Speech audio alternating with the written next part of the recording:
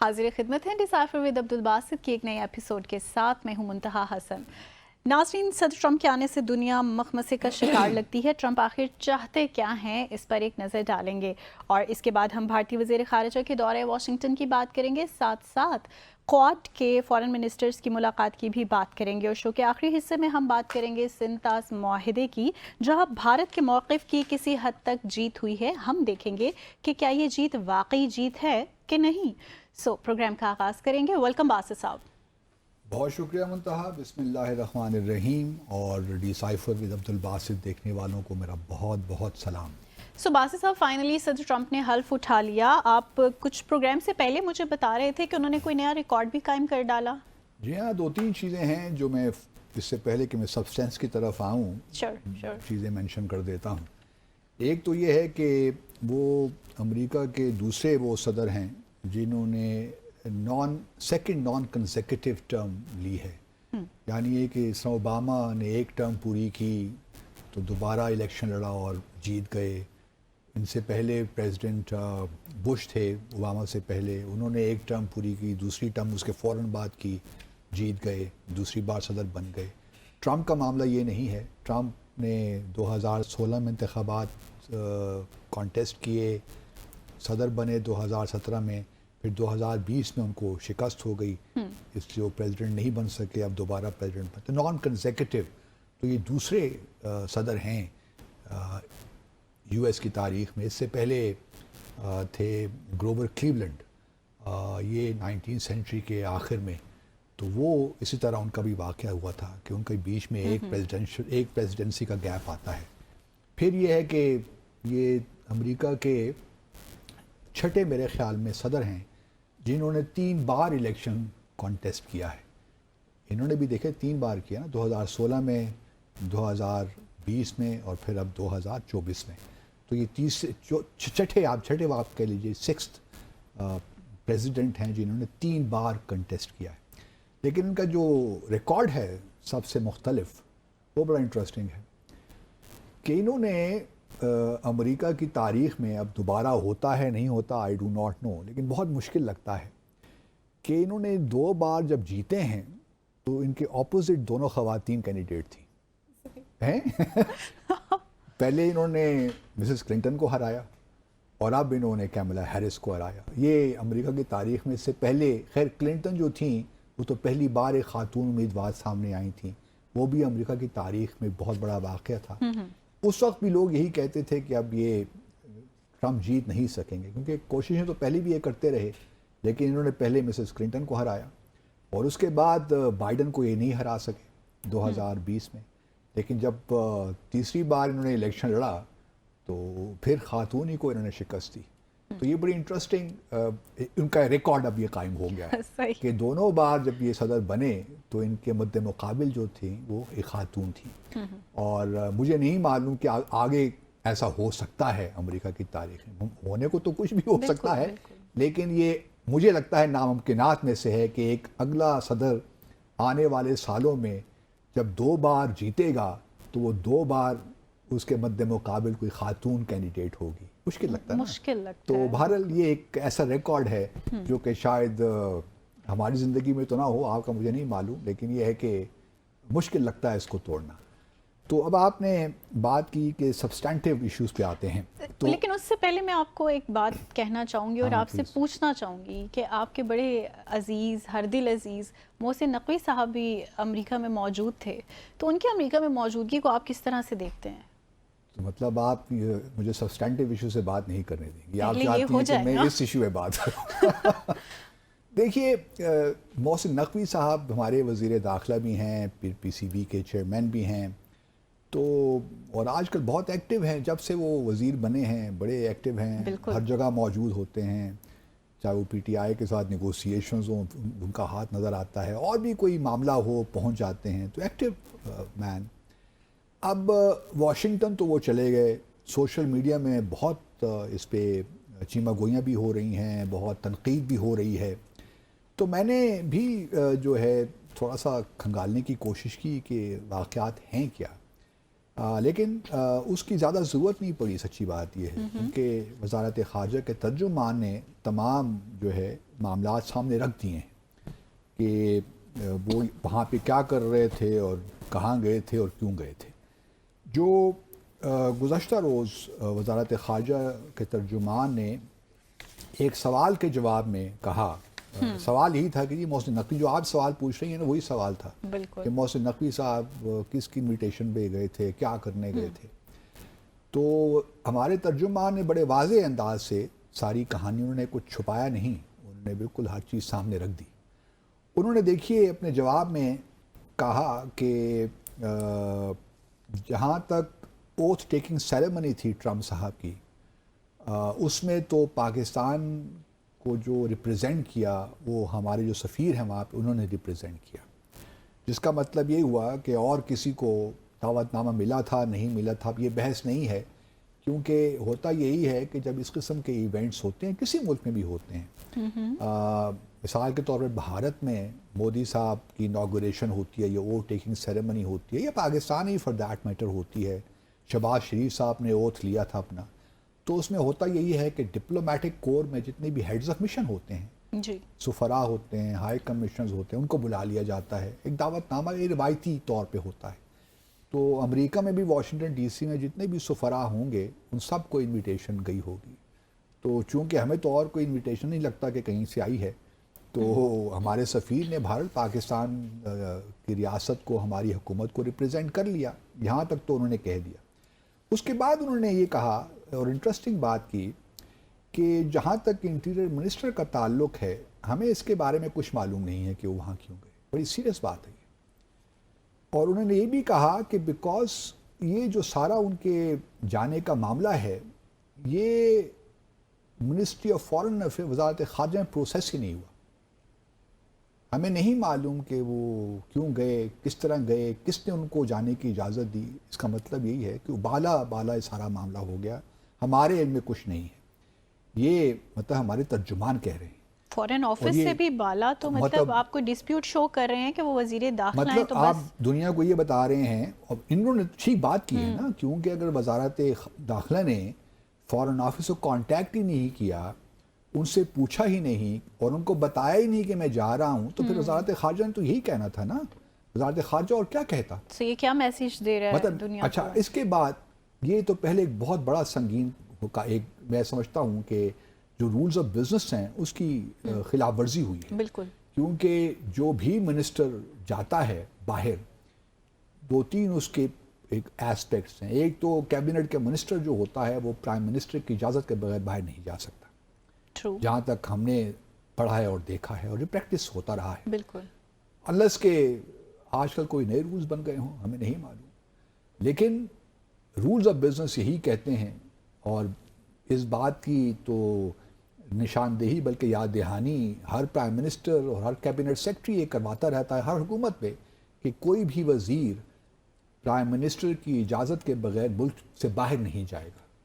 کیونکہ جب آپ ملک سے باہر جاتے ہیں تو پرائم منسٹر کو پتہ ہونا چاہیے کہ جب کیبنٹ کی میٹنگز ہر ہفتے کال ہوتی ہے اس میں کون آئے گا، کون نہیں آئے گا، کون سا ایشو ایجنڈے پہ ہونا چاہیے، کیونکہ ساری کیبنٹ سیکرٹری یہ کام کرتا ہے، کیبنٹ ڈویژن. تو پہلا تو یہ ہمیں سمجھ نہیں آئی. اور دوسرا یہ ہے کہ جو منسٹر باہر جاتا ہے وہ وزارت خارجہ کو انفارم کیے بغیر تو نہیں جا سکتا. اور اس کی ایک بنیادی وجہ یہ بھی ہے کہ جو منسٹر باہر جاتا ہے وہ تھوڑا بہت پروٹوکول کا تو بھی اس کو خواہش ہوتی ہے نا کہ میں جب ایئرپورٹ پہنچوں، جے ایف کینیڈی ایئرپورٹ پہنچوں یا ہیتھرو ایئرپورٹ پہنچوں تو وہاں مجھے فیسیلیٹیٹ کریں، مجھے اتنا وہاں پہ کوئی مجھے وہاں پہ امیگریشن لائن میں نہ کھڑا ہونا پڑے، میرا جو سامان آتا ہے اس کے لیے پورٹر وہاں موجود ہونا چاہیے، میں باہر نکلوں تو گاڑی ایمبیسی یا ہائی کمیشن کی موجود ہونا چاہیے. ہر منسٹر یہ چاہتا ہے. اور یہ اس وقت تک ہو نہیں سکتا جب تک کہ منسٹری میں جو چیف آف پروٹوکول ہیں یا پروٹوکول ڈویژن ہے وہ اپنے سفارت خانے کو یہ نہ کہے کہ جی یہ منسٹر صاحب اس تاریخ کو اس فلائٹ کے ذریعے واشنگٹن ڈی سی یا لنڈن پہنچ رہے ہیں تو آپ کائنڈلی ان کو پروٹوکول ایکسٹینڈ کریں. رائٹ. اب مجھے نہیں معلوم کہ جو ہمارے اسپوکس پرسن نے کہا ہے کیا ہمارا پروٹوکول ڈویژن بھی بے خبر تھا. اگر پروٹوکول ڈویژن بھی بے خبر تھا، جس طرح یہ کہہ رہے ہیں کہ ہماری منسٹری کو کوئی علم نہیں تھا ان کے جانے کا، تو پھر ہمارے سفارت خانے کو کس نے انفارم کیا کہ وزیر داخلہ صاحب کیونکہ ان کو بھارت ریسیو تو کیا ہمارے سفارت خانے نے وہاں پہ، تو یہ پھر انسٹرکشنز کہاں سے گئیں؟ تو کیا ہمارا وزارت خارجہ جو ہے یا ہمارے جو سفارت خانہ واشنگٹن ڈی سی میں ہے، کیا وہ اس کے علاوہ بھی کوئی جو ہے انسٹرکشنز کو ایکسیپٹ کرتا ہے جو کہ وزارت خارجہ سے نہ آئی ہوں؟ تو یہ میرے لیے ایک معمہ ہے اس وقت. بہت لیکن اس سے بھی امپورٹنٹ بات ہے، وہ چلے تو گئے، لیکن وہاں پہ جو سوشل میڈیا پہ ہم دیکھ رہے ہیں کہ انہوں نے ایک ملاقات میٹنگ اٹینڈ کی، ایک ایونٹ اٹینڈ کیا جو کہ new federal state of China کوئی ایک تنظیم ہے، اس کے بارے میں ہے. اب اس کا جواب تو ہمارے ترجمان نے نہیں دیا، انہوں نے یہی کہا کہ ہم اس کے بارے میں دیکھیں گے کہ یہ کیا ہوا، کس طرح یہ کون سی. لیکن یہ ایک بڑی خطرناک بات ہے، کیونکہ دیکھیے جو فیڈرل آف نیو چائنا ہے، یہ کوئی تنظیم ایسی نہیں ہے جس میں پاکستانی کو ڈگنیٹری جا سکے یا جس کو ہم اجازت دے سکیں کہ آپ کیونکہ یہ جو تنظیم ہے، اس کو آپ این جی او کہہ لیں یا تو یہ تو اپنے آپ کو کہتے ہیں کہ چائنا کی گورنمنٹ ان ایگزائل ہیں.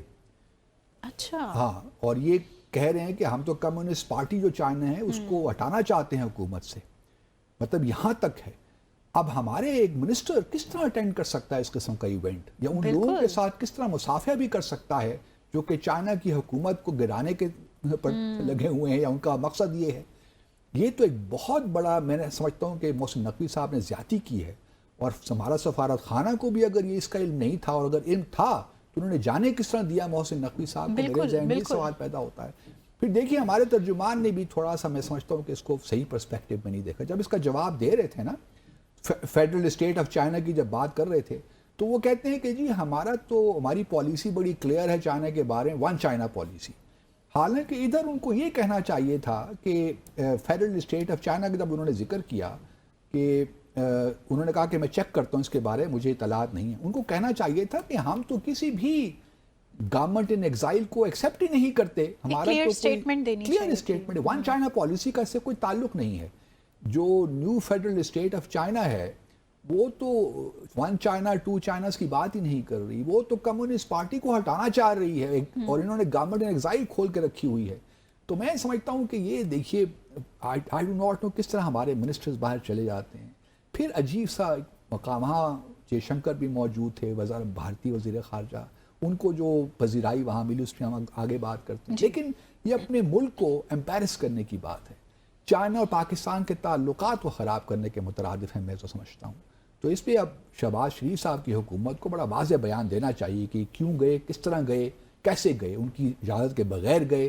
ہم بھی توقع رکھتے ہیں بحیثیت پاکستانی، اور ہم جو فکر مند رہتے ہیں پاکستان کے بارے میں، ہم سب لوگ، بالکل، یہ کیوں کہ ہوا اس طرح. تو وزٹ، یہ جنکٹس اور اس قسم کے کیجول طریقے سے وزٹ کرنا، کیجول طریقے سے وہاں ایونٹس اٹینڈ کرنا، یہ کسی طور بھی acceptable, not constructive, indeed damaging, productive ہے بلکہ نقصان دہ ہے، ڈیمیجنگ. ایگزیکٹلی. سو باسی صاحب، آپ کی اجازت سے ایک چھوٹا سا وقفہ لیں گے. بریک کے بعد ناظرین واپس آئیں گے اور ڈسکس کریں گے دیگر موضوعات. Stay with us. Welcome back. باسی صاحب، بھارتی وزیر خارجہ جے شنکر صاحب تو بہت زیادہ ہی پرجوش لگ رہے ہیں. یہ ان کی جو خوشی کی انتہا ہے، آپ اس کو کس طرح سے دیکھ رہے ہیں؟ دیکھیے خوش ہونا تو بنتا ہے بھارت کا، سچی بات ہے، کیونکہ ٹرمپ کے آنے سے، اور ان کو مودی صاحب چاہتے بھی تھے کہ ٹرمپ آئیں، اسی وجہ سے جو انڈین امریکنز ہیں انہوں نے بھرپور طریقے سے ٹرمپ کو ووٹ بھی دیا، اور کافی بڑی تعداد میں ہیں. میرا خیال ہے کچھ 4 سے 5 ملین انڈینز ہیں امریکہ میں. تو ایک بڑی تعداد ہے جو چاہتے تھے کہ ٹرمپ جیتیں. تو مودی صاحب کے چونکہ بڑے تعلقات رہے ہیں 2016-2020 میں جب ٹرمپ پریزیڈنٹ تھے، تو کافی انہوں نے اپنی پرسنل ریپو بھی بنائی، ایکویشن بھی اچھی ہے ان کی.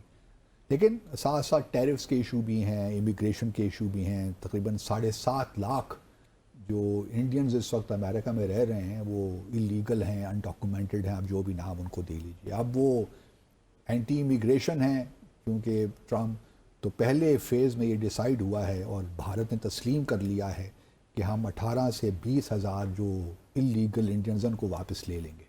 تو ان کی ڈیپورٹیشن ہوگی تو وہ ان کو ری سیٹل کرنے کی کوشش کریں گے بھارت میں. لیکن یہ ابھی معاملہ آگے چلے گا. جہاں تک جے شنکر صاحب کا تعلق ہے ان کو بڑی پذیرائی ملی.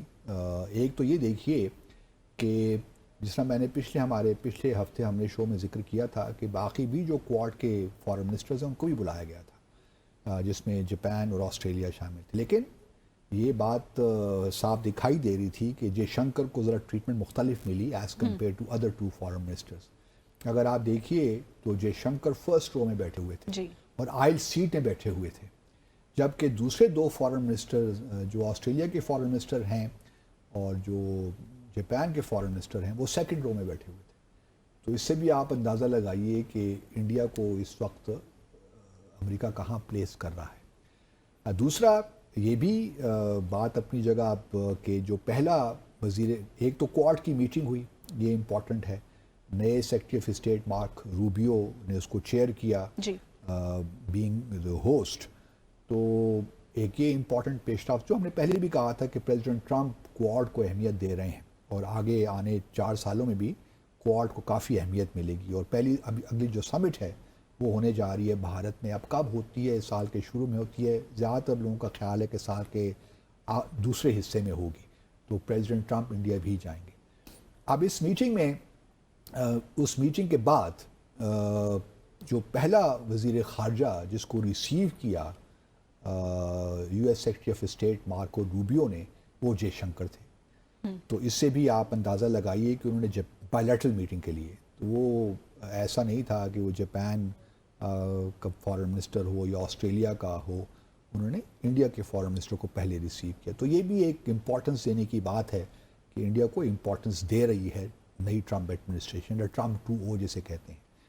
اچھا, میں اس پہ تو اب کوئی شک نہیں رہا کہ انڈیا یو ایس کے تعلقات آگے بڑھیں گے, جو ہم پہلے بھی ڈسکس کرتے رہے. لیکن ایک انٹرسٹنگ چیز یہ میں آپ کے سامنے رکھنا چاہتا ہوں, کیونکہ کوارڈ کی میٹنگ ہوئی اور اس کے بعد ایک مشترکہ اعلامیہ بھی ایشو ہوا, جوائنٹ اسٹیٹمنٹ. یہ شاید جہاں تک میری یاد ہے, میموری سرو کرتی ہے, تو تاریخ کا سب سے مختصر مشترکہ اعلامیہ ہے. اس کے صرف 2 پیراگراف ہیں اور یہ بڑی انٹرسٹنگ ہے اس میں, کیونکہ جو ٹرمپ اس وقت کر رہے ہیں اس سے بالکل ایک الگ قسم کی اسٹیٹمنٹ آ گئی ہے. ٹرمپ تو دیکھیں نا, ابھی تک یہ کہہ رہے ہیں کہ ہم نے پیناما کینال کو بھی لینا ہے واپس, بزور شمشیر بزور طاقت لینا ہے. پھر کہہ رہے ہیں کہ جی ہم گرین لینڈ کو بھی لینا چاہتے ہیں, اگر مذاکرات سے بات چیت نہ ہوئی تو ہم زبردستی لے لیں گے.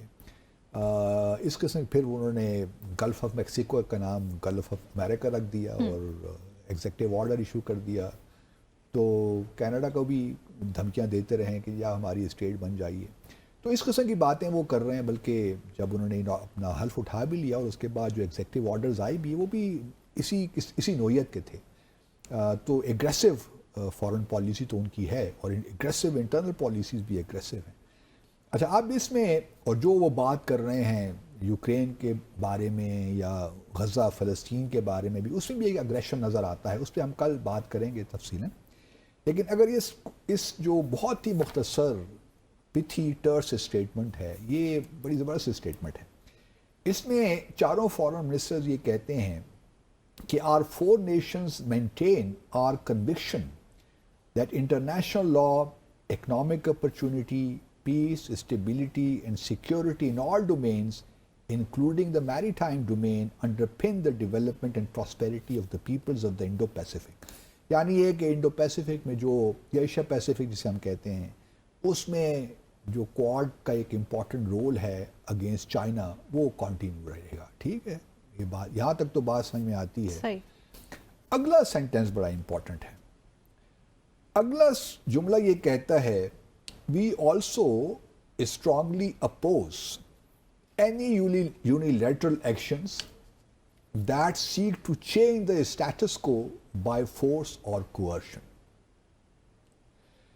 ابھی تک جو صدر ٹرمپ باتیں کر رہے تھے پیناما کنال کو لینے کی یا اور دوسری باتیں, وہ تو اس سے مطابقت نہیں رکھتی, کیونکہ وہ تو کہتے ہیں کہ میں بائی فورس لوں گا, ہر چیز جو میں چاہ رہا ہوں وہی ہوگا.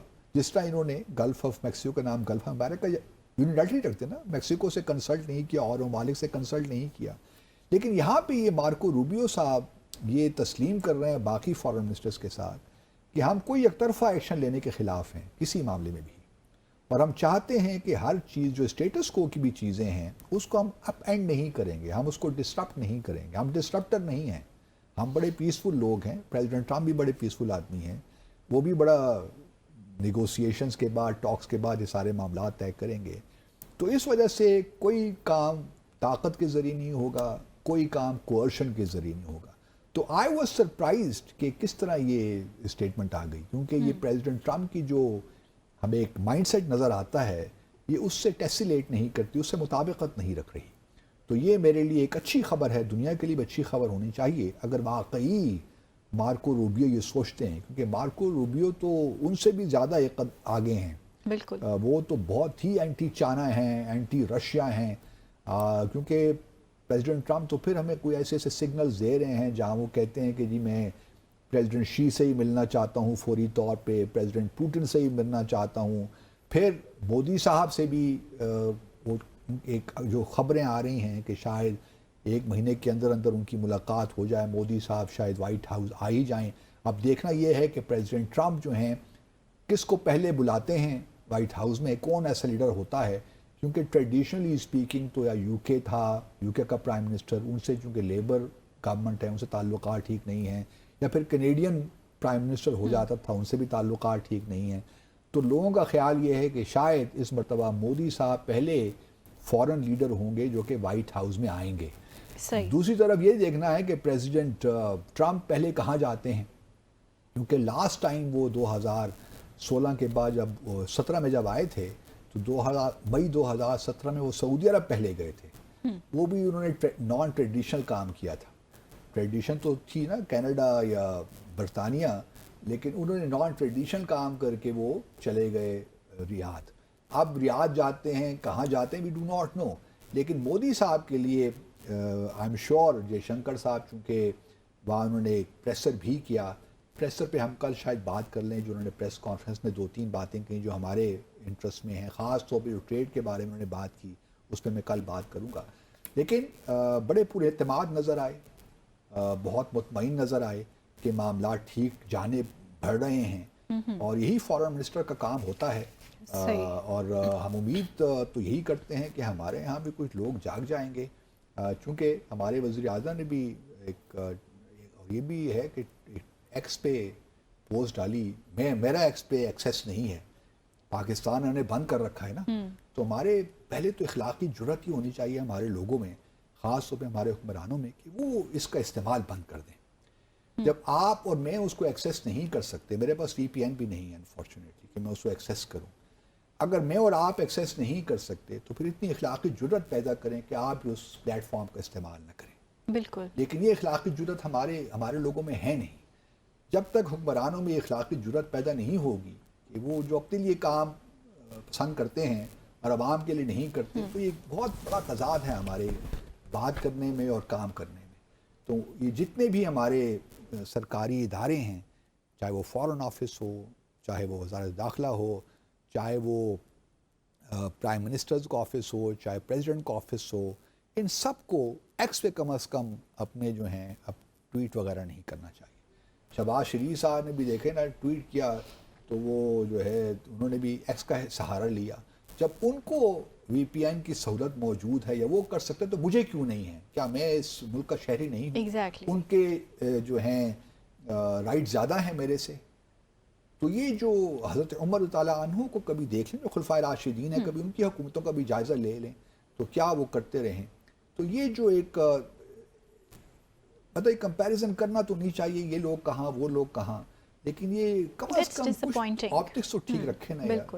مطلب آپ عوام پہ پابندیاں آپ نے لگا رکھی ہیں، ٹھیک ہوگی پابندیاں، میں یہ نہیں کہتا غلط ہیں، ٹھیک ہے، اس پہ سوشل ڈس آرڈر پھیلتا ہے، افواہیں، فیک نیوز آتی ہیں، سب چیزیں ٹھیک ہیں، اور ریاست کے حق میں بھی نہیں ہوگا کیونکہ بہت سے ممالک میں اس کی اجازت نہیں ہے، چائنا میں نہیں ہے، ٹھیک ہے، کوئی فرق نہیں پڑتا.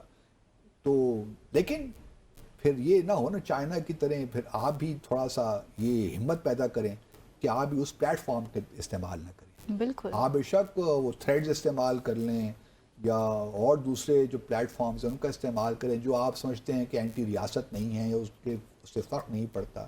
تو یہ مجھے تو اس بارے میں کچھ سمجھ نہیں آتی کہ یہ ہوتا کس طرح ہے. تو بہرحال اب یہ ہے کہ coming back to our topic, Jaishankar صاحب کا اچھا وزٹ رہا. اب دیکھنا یہی ہے کہ اس سے کیا نتائج نکلتے ہیں. اصل تو معاملہ یہی ہے کہ ٹیرفس کا اور امیگریشن کا. H1B ویزا جو کہ اسکلڈ ویزا اسکلڈ لوگوں کے لیے ہے، کیونکہ بھارت کے بہت سے لوگ جاتے ہیں اسکلڈ. ابھی دیکھیں نا بڑی بڑی آرگنائزیشن میں جو ان کے CEOs ہیں وہ باہر انڈین امریکنز ہیں، تو یہ بہت بڑا کریڈٹ جاتا ہے بھارت کو. تو دیکھتے ہیں باقی کس طرح تھنگس پین آؤٹ. شور. ناظرین یہاں لیں گے ایک مختصر سا وقفہ، بریک کے بعد واپس آئیں گے اور ڈسکس کریں گے انڈس واٹر ٹریٹی کو. Stay with us. Welcome back. So باسی صاحب، بریک سے پہلے جیسے ہم نے اناؤنس کیا کہ بات کریں گے انڈس واٹر ٹریٹی کی، تو بھارت کو اس سلسلے میں کافی کامیابی ملتی ہے جو کہ بھارتی میڈیا بھی جس کا ذکر کر رہا ہے. تو آپ اس کامیابی کو کس طرح سے دیکھتے ہیں؟ کامیابی ہے بھی کہ نہیں؟ یہ اچھا سوال پوچھا ہے آپ نے کہ کامیابی ہے بھی کہ نہیں. 2 دن پہلے یہ کہانی ذرا تھوڑا سا آگے سے شروع کر دیتے ہیں، پیچھے سے. 2015 میں ہم نے کشن گنگا بن رہا ہے جو ہے، اللہ بھلا کرے آپ کا، جہلم میں پہاڑ پروجیکٹ ہے مقبوضہ جموں اور کشمیر میں جو 330 میگا واٹ کا ہے. اس کے علاوہ بن رہا ہے رتلے پاور پروجیکٹ جو کہ چناب پہ ہے، وہ ہے 850 میگا واٹ کا. بڑے پروجیکٹس ہیں. تو ہمیں کچھ ان کے ڈیزائن پہ کچھ ہمارے خدشات تھے، کیونکہ بھارت تو شروع میں ہم سے کوئی شیئر نہیں کرتا. جب پروجیکٹ کے کام شروع ہوتا ہے تب ہمارے نالج میں آتا ہے، پتہ چلتا ہے. حالانکہ ٹریٹی کو اگر آپ دیکھیں، انڈس واٹر ٹریٹی کو جو کہ 1900 سپٹمبر 1960 میں اس پہ دستخط ہوئے تھے کراچی میں، اور 9 سال لگے تھے اس کو نیگوشیٹ کرنے میں، اور ورلڈ بینک نے کے تبسط سے یہ نیگوشیٹ ہوئی تھی. تو اس کے مطابق تو بھارت کو پروجیکٹ شروع کرنے سے پہلے ہمارے ساتھ تمام ڈیزائنز وغیرہ شیئر کرنے چاہیے، لیکن بھارت ٹریڈیشنلی کرتا نہیں ہے. جب پروجیکٹ شروع ہو جاتے ہیں تب وہ ہمارے سامنے رکھتے ہیں اور پھر فیٹ کمپلی دینے کی کوشش کرتے ہیں. تو کشن گنگا اور رٹلے میں بھی یہی ہوا. ہمارا خیال یہی تھا کہ ان ڈیمز کے بننے کی وجہ سے، ان پروجیکٹس کی وجہ سے جو پاکستان کو پانی ملنا چاہیے اس میں رکاوٹیں پیدا ہوں گی. تو ہم نے یہ معاملہ ریفر کر دیا ورلڈ بینک کو، کیونکہ ہم نے پہلے کوشش کی کہ جو آرٹیکل 9 کے تحت جو بھی ہمارے اختلافات ہیں، تنازعات ہیں، ان کو ہم آرٹیکل جو میکنزم ہے اس کے تحت بائی لیٹرلی ہم ان کو سالو کرنے کی کوشش کریں. تو انڈس واٹرز کمیشن کی کافی ملاقاتیں ہوتی رہیں، لیکن یہ معاملات وہاں پہ طے نہیں ہوئے. تو پھر 2015-16 میں ہم نے ان معاملات کو ریفر کر دیا ورلڈ بینک کو کہ جی ہم سے ہی نہیں ہوتا، آپ کوئی نیوٹرل ایکسپرٹ لگا دیجئے. تو انہوں نے نیوٹرل ایکسپرٹ ایک لگا دیا. تو پھر اس کے بعد نیوٹرل ایکسپرٹ سے بھی یہ تقریباً آپ کہہ لیے کہ نیوٹرل ایکسپرٹ ایک صاحب ہیں میشیل لائنو، یہ پریزیڈنٹ ہیں international commission of large dams, ایک کمیشن ہے، تو اس کو وہ ہیڈ کرتے ہیں. تو ان کو نیوٹرل ایکسپرٹ لگا دیا کہ جی آپ یہ جو 7 ہمارے کنسرنس تھے ویزاوی دیز 2 ڈیم پروجیکٹس، تو ہم نے وہ کنوے کر دیے. تو ہم نے کہا کہ جی اس پہ آپ ذرا تھوڑا سا بتائیے. اچھا، مین وائل 2022 میں شاید ہم نے، جو اس سے پہلے ہوگا، ہم نے دیکھا کہ نیوٹرل ایکسپرٹ جو ہیں وہ سارے معاملات صحیح نہیں چل رہے. تو ہم نے، کیونکہ کچھ اس میں لیگل ایشوز بھی ہیں، کچھ ٹیکنیکل ایشوز ہیں. جہاں تک ٹیکنیکل ایشوز کی بات ہے وہ تو نیوٹرل ایکسپرٹ کر لیتا ہے، کیونکہ اس کا انجینئرنگ سے تعلق ہوتا ہے، ٹیکنیکل آدمی ہوتا ہے. لیکن کچھ اس میں لیگل ایشوز بھی تھے. تو ہم نے کہا کہ اس کو جی کچھ ایشوز ایسے بھی ہیں انہی پاور پروجیکٹ سے منسلک جو کہ لیگل ایشوز ہیں، جس کے لیے کورٹ آف آربیٹریشن کا ہونا ضروری ہے، کیونکہ یہ صرف کورٹ ہی ڈیسائیڈ کر سکتی ہے. تو ورلڈ بینک نے ہماری بات مان لی، تو انہوں نے کورٹ آف آربیٹریشن بھی بنا دی میرے خیال 2022 میں. اچھا، بھارت کو اس سے اختلاف ہے. بھارت کہتا ہے کہ جو میکنزم دیا گیا ہے آرٹیکل 9 میں ٹریٹی کے اندر، اس کے تحت یہ سائملٹینیس پروسیس نہیں ہے. ایسا نہیں ہو سکتا کہ ایک طرف آپ نے نیوٹرل ایکسپرٹ بنایا ہو اور دوسری طرف آپ کورٹ آف آربیٹریشن کانسٹیٹیوٹ کریں. یہ دونوں پروسیسز جو ایک ساتھ نہیں چل سکتے. یہ گریڈڈ پروسیس ہے. پہلے بائی لیٹرل ہم اس کو کوشش کریں گے، وہاں نہیں ہوگا تو نیوٹرل ایکسپرٹ کرے گا. نیوٹرل ایکسپرٹ یہ سمجھے گا کہ میں یہ نہیں کر سکتا، تو پھر یہ کورٹ آف آربیٹریشن ہوگی. تو ایک گریڈڈ پروسیس ہے. ہمارا ماننا یہ ہے کہ ایسی بات نہیں ہے. ٹیکنیکل ایشوز جو ہیں یہ ضرور ہے کہ پہلے ہم بائیلیٹرلی ان کو سیٹل کرنے کی کوشش کریں. اگر ہمارے ڈفرینسز ٹیکنیکل ڈفرینسز ہیں وہ بائیلیٹرلی نہیں ہو سکتے تو ہم پھر ورلڈ بینک سے کہیں گے کہ جی نیوٹرل ایکسپرٹ آپ کو یہ اپوائنٹ کر لیں. لیکن اگر کوئی لیگل ایشوز ہیں, کوئی ڈسپیوٹس ہیں, ڈفرینسز نہیں ہیں, ڈسپیوٹس ہیں, تو پھر وہ کورٹ آف آربیٹریشن اس کو کر سکتی ہے سائملٹینیسلی.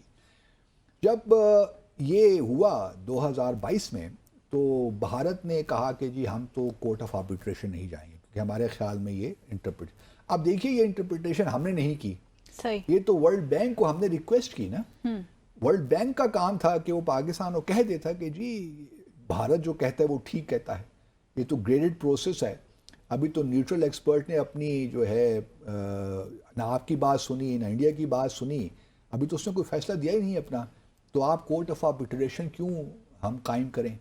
لیکن پاکستان کی چونکہ بات مانی ورلڈ بینک نے تو اس سے یہ ثابت ہوا کہ ورلڈ بینک کی وہی تشریح ہے جو ہماری ہے, بھارت کی بات نہیں مانی.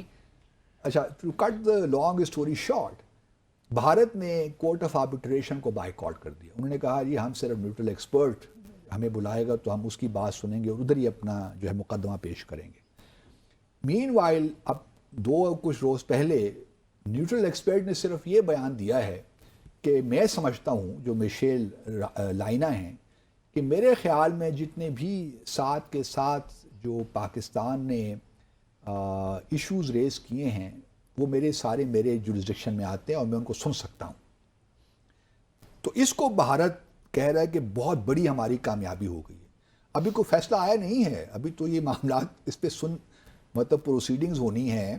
نیوٹرل ایکسپرٹ بیٹھے گا, پاکستان بھی جائے گا, بھارت بھی آئے گا, ہم اپنا آرگومنٹ پیش کریں گے, وہاں سے ان کا آرگومنٹ آئے گا, اس کے بعد پھر نیوٹرل ایکسپرٹ اپنی رائے دے گا ان 7 ایشوز پہ. پھر وہ یہ بھی دیکھے گا کہ آیا اس کو ضرورت ہے کورٹ آف آربیٹریشن میں جانے کی کہ نہیں. لیکن اب اس نے کوئی فیصلہ نہیں دیا, اس نے صرف اتنی بات کی انہوں نے مسٹر لائنو نے کہ میری کمپیٹنس میں آتا ہے کہ میں ان کو سن سکوں.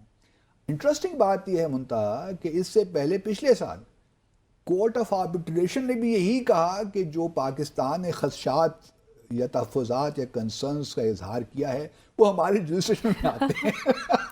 لیکن اس وقت ہم نے تو کوئی شور نہیں مچایا کہ ہماری کامیابی ہو گئی ہے, کیونکہ بھی کامیابی تو تب ہو نا کہ جو ہمارے 7 کنسرنز ہیں ان کے بارے میں کوئی فیصلہ. یہ تو پروسیڈرل چیزیں ہیں. تو اس پہ بھارت میں بہت خوشی منائی جا رہی ہے کہ جی بھارت کی بہت بڑی کامیابی ہو گئی. تو باسط صاحب آپ نے تو ساری خوشیاں ان کی خاک میں ملا دی. چلیے وہ خوش ہوتے رہیں, آپ نے تو پوری تشریح بدل ڈالی. لیکن میں تو وہ بات کر رہا ہوں, میں جو بات کر رہا ہوں جو کہ ٹریٹی کے اندر لکھی ہوئی ہے نا, وہ ٹھیک ہے. وہ پاکستان کی اس کو ناکامی قرار دے رہے ہیں, بہت خوش ہو رہے ہیں کہ پاکستان کو ناکامی ہو گئی. پاکستان نیوٹرل ایکسپرٹ نے بھارت کی پوزیشن کو انڈورس کر دیا, حالانکہ پچھلے سال کورٹ آف آربیٹریشن جو بنی تھی انہوں نے پاکستان کی پوزیشن کو انڈورس کر دیا تھا کہ ہم یہ سارے معاملات سن سکتے ہیں. تو اس لیے اس سے کوئی فرق نہیں پڑتا. اب چیزیں آگے جائیں گی تو پتہ چلے گا کہ کیا پاکستان کے جو تحفظات تھے وہ درست تھے کہ نہیں تھے. اصل معاملہ یہ ہے. بالکل. اور آیا جو کورٹ آف آربیٹریشن ہے یا نیوٹرل ایکسپرٹ بھی ہے فار دیٹ میٹر, کیا وہ ان کے تحفظات کو, پاکستان کے تحفظات کو رد کر دیتا ہے یا پھر بھارت کو انسٹرکشنز ایشو ہوتی ہیں کہ آپ یہ ڈیزائن میں اپنی یہ تبدیلیاں کیجیے. تو میں امید کرتا ہوں کہ ہماری جو ٹیم ہے, جو بھی کورٹ آف آربیٹریشن, تو چونکہ اب ایک لحاظ سے میں سمجھتا ہوں کہ معاملہ کھٹائی میں پڑ گیا ہے کیونکہ بھارت جا ہی نہیں رہا تو پھر فیصلہ کرنا مشکل ہو جائے گا. جو نیوٹرل ایکسپرٹ میں ہمارے لوگ جائیں گے وہ ٹیکنیکل لوگ ہوں گے, کچھ سمجھدار لوگ ہوں گے. ماضی میں بغلہار ڈیم میں بھی ہمارے فیصلہ ہمارے حق میں نہیں آیا. یہ نہ ہو کہ ان 2 پروجیکٹس میں جو ہم نے تحفظات یا کنسرنس شو کیے ہیں پھر ہمارے وہ کنسرنس کو ریجیکٹ کر دیا جائے. تو میں امید کرتا ہوں کہ ہماری جو ٹیم ہے اس میں صحیح لوگوں سے مشورہ کر کے اچھا ایک بریف بنا کر جائیں گے. آئیں شائیں بائی نہیں ماریں گے کیونکہ ٹیکنیکل اور لیگل ایشوز ہیں, اس میں آپ کے پاس اسپیس بہت کم ہوتی ہے خاص طور پہ ٹیکنیکل ایشوز پہ. تو جو بھی ٹریٹی میں اسپیسیفیکیشنز ہیں, جو بھی انیکشر ایف ہے کیا ہے, اس کے تحت تمام یہ معاملات آگے جائیں گے. زبردست. باسط صاحب پتہ بھی نہیں چلا اور آج کے شو کا ٹائم جو ہے اختتام پذیر ہوا جاتا ہے. اپنے ویئرز سے بھی لیں گے اجازت اور حاضر خدمت ہوں گے انشاءاللہ کل دوبارہ سے مزید دلچسپ موضوعات کے ساتھ. Till then take care of yourself, be happy, خدا حافظ.